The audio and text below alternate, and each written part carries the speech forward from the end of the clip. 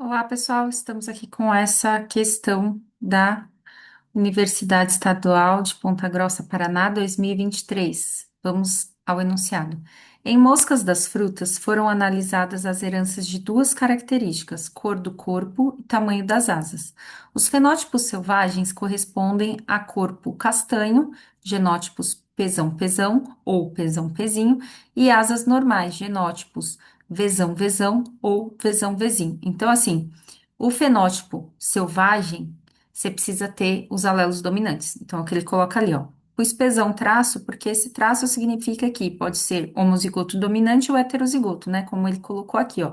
Pesão, pesão ou pesão, pezinho.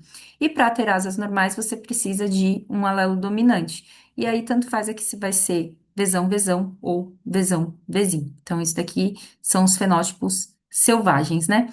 Já os fenótipos mutantes correspondem ao corpo preto, genótipo pezinho, pezinho. Então, coloquei aqui, ó, é a característica recessiva, só tem um genótipo possível. E asas vestigiais, que o genótipo é vezinho, vezinho. A seguir, está representada a porcentagem esperada dos gametas gerados a partir de células dihíbridas, genótipo pesão, pezinho, vezão, vezinho. Então, é um dihíbrido, né, em que está em ligação gênica, porque aqui, ó, pela imagem, ó, a partir desses dados, assinale o que for correto. Então, ele está mostrando aqui essa célula dihíbrida.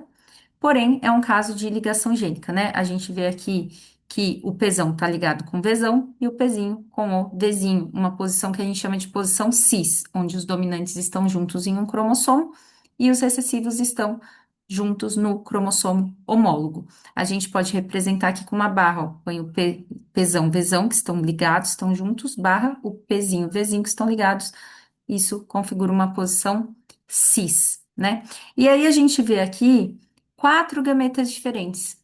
Por quê? Porque houve permutação, crossing over, houve troca de genes aí durante a meiose um. A gente sabe que durante a meiose um, na prófase um, o par de cromossomos homólogos ele fica pareado e os bracinhos, as cromátides mais próximas ali dos dois pares, elas podem acabar trocando pedacinho. Então, com essa troca, você acaba tendo o que nós chamamos de gametas recombinantes.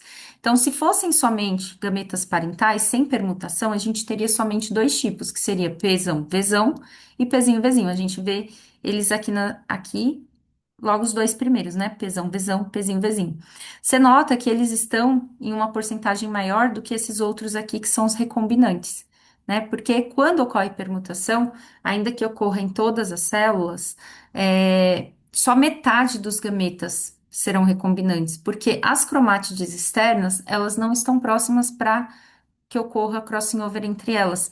Por isso que geralmente, né, em teoria, a taxa máxima é de 50%, mas na prática, geralmente a porcentagem de gametas recombinantes é inferior à de gametas parentais. Então é isso que a gente nota aqui, ó. Houve uma permutação, então o pezinho passou para lá, você passou a ter um gameta pezinho vezão, né, que tá aqui, e você passou a ter desse lado aqui o pesão Vzinho, tá? Como eu sempre digo, gente, tanto faz se ocorreu em cima ou se ocorreu embaixo essa permutação. O que não pode é ocorrer nos dois, porque caso ocorra, não vai causar nenhum efeito prático, né? Só vai mudar aqui de lado, mas vai continuar sendo gameta pesão, Vzão e pezinho, Vzinho. Então, independente se a troca foi aqui em cima ou aqui embaixo, o que que muda? Muda que em vez de você ter os gametas aqui na posição cis, né? Dominantes em um e recessivos em outro, você tem uma troca. Então, você passa a ter aqui pesão, vezinho e pezinho, vezão. E aqui ele mostra a porcentagem. Se foi 8,5% de cada recombinante, a gente já sabe que a taxa de recombinação aqui foi de 17%, tá? Porque 8,5 mais 8,5 é igual a 17. Então, metade dos gametas recombinantes foi de 8,5, a outra metade de 8,5. Portanto, a taxa de recombinação foi de 17%. Bom, posto tudo isso, vamos analisar, porque no fim das contas é aquele tipo de exercício de somatória, na qual a gente só considera os números para somar das afirmações que são verdadeiras. Então, vamos ver se a um vai para a nossa conta. A célula representa um caso de genes de segregação independente em configuração trans completamente errada, tá? Segregação independente é se o gene P estivesse em um par de cromossomos e o gene V estivesse em outro par. Aí, quando houvesse a separação dos fatores, né, dos genes na meiose, ocorreria uma segregação independente, na qual o pesão poderia ir com vezão ou com vezinho, o pezinho com vezão ou com vezinho. Como eles estão em ligação, não se trata de segregação independente, que é algo que tem a ver com segunda lei de Mendel, né? Aqui a segregação não vai ser independente, porque eles estão ligados. E o segundo erro é ele dizer que está na configuração trans, né? Trans é quando está misturado dominante com recessivo, e aqui a gente vê que dominantes estão juntos e recessivos estão juntos. Então, essa um não vai para a nossa conta. Vamos para dois. Os gametas de maior frequência são os recombinantes. Não, os gametas de maior frequência são os parentais, então ele já começa errado. Enquanto os de menor frequência só podem ter origem por eventos mutacionais. Os de menor frequência, que são esses sim os recombinantes e não os de maior frequência, eles não têm origem por eventos mutacionais, tá? É por permutação, é por troca, crossing over. A gente pode chamar isso de recombinação, permutação, crossing over, mas não mutação, tá? Então, ela está completamente errada, também não vai para a nossa conta. 4. Os genes para a cor do corpo, a gente viu que o gene para a cor do corpo é o gene P, né? Então, ele vai dizer, os genes para a cor do corpo e tamanho das asas, que é o V, estão ligados em um mesmo cromossomo. Correto, ó. Aqui o P, que é para a cor do corpo, e aqui o V, que é para o tipo de asa, eles estão ligados em um mesmo cromossomo. Ok.